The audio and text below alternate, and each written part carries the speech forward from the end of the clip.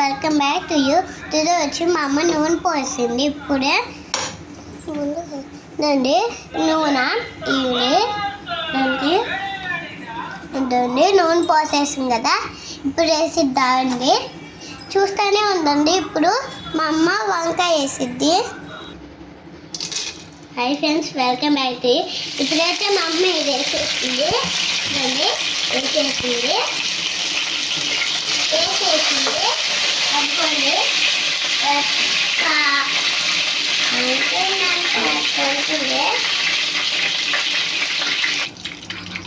Hi friends, ఇప్పుడు పోపు వేసేసాం, అయిపోయింది. ఇప్పుడు వంకాయలు వద్దండి.